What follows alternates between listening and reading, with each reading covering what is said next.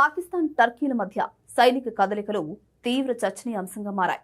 August 19, 21 తేదీల మధ్య 60 గంటల వ్యవధిలో టర్కీ రవాణా యుద్ధ విమానాలు పాకిస్తాన్లోని వైమానిక స్థావరాలకు పదే పదే రాకపోకలు సాగించినట్లు అంతర్జాతీయ మీడియా సంస్థలు, భారత నిఘా వర్గాలు వెల్లడించాయి. అయితే ఈ విమానాల్లో ఆయుధాలు ఉన్నాయా లేదా అనే విషయాలపై ఇరు దేశాల నుంచి ఇప్పటి వరకు ఎలాంటి అధికారిక ప్రకటన రాలేదు.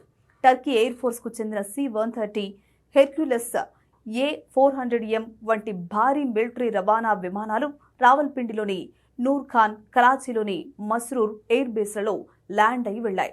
టర్కీ విమానాలతో పాటే చైనాకు చెందిన సైనిక రవాణా విమానాలు కూడా అదే సమయంలో పాక్ స్థావరాలలో సంచరించడం గమనార్హం.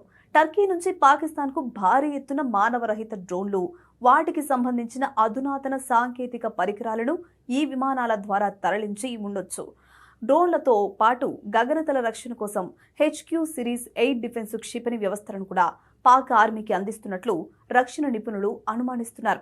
ఇటీవల పాకిస్తాన్, టర్కీ, సౌదీ అరేబియా దేశాల మధ్య మక్కా ఉమ్మడి రక్షణ ఒప్పందం కుదిరిన విషయం తెలిసిందే.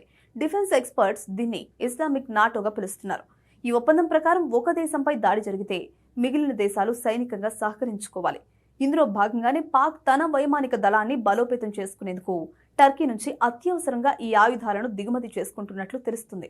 ఈ అసాధారణ సైనిక కదలికలపై భారత భద్రతా వర్గాలు నిఘా పెట్టాయి. ఇక ఈ పరిణామం సరిహద్దు ఉద్రిక్తతలను మరింత తీవ్రం చేసేదిలా ఉంది.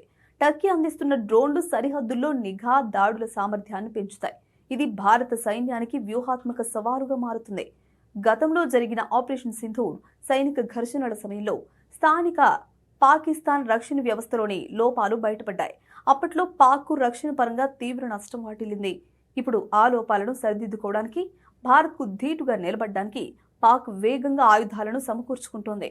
ఈ 60 గంటల అత్యవసర సైనిక విమానాల రాకపోకల వెనుక 3 ముఖ్యమైన కారణాలున్నాయి.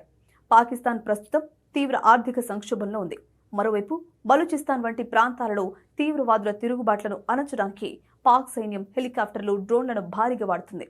దీనివల్ల వారి వద్ద ఉన్న ఆయుధ సంపత్తి వేగంగా ఖాళీ అయిపోతుంది. ఆ నిల్వలను అత్యవసరంగా భర్తీ చేయడానికి చైనా, టర్కీలు రంగంలోకి దిగాయి. భారత విదేశాంగ మంత్రి S. జయశంకర్ దీనిపై స్పందించారు.